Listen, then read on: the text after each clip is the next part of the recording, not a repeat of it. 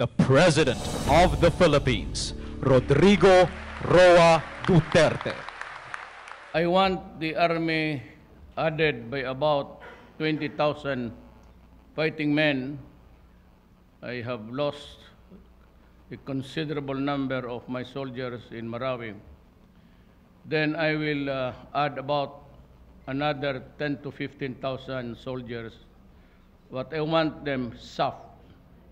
I'm quite comfortable with the number now assigned in the precincts and in the environments of provinces and cities. I would need about 35 to 40,000 to meet the future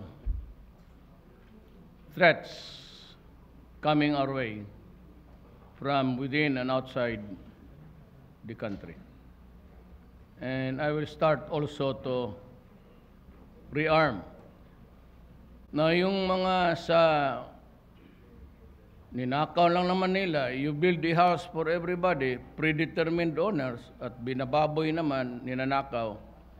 Yung pera para sa left, or whatever is left of it, bigyan ko sa Congress, ilipat dito sa military. You know, listen to me. We must have a strong republic to withstand all threats and challenges.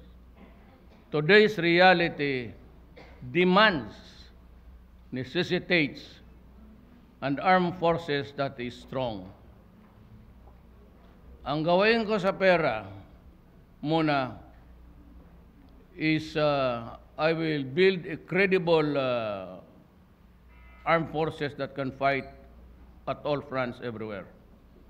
I really do not know how many will sprout up, but we have the ICs and the NPA. Maybe I'll make use of what was offered by a country. It's a high altitude plane. It can see the ground. So before sila mag-alis ng station or everywhere, they should study first the image from above. Hindi na nila kaya na ano yan. It flies way above the skies. Cannot be reached by bullets. I will leave the Philippines with a very strong military. President of the Philippines, Rodrigo Roa Duterte.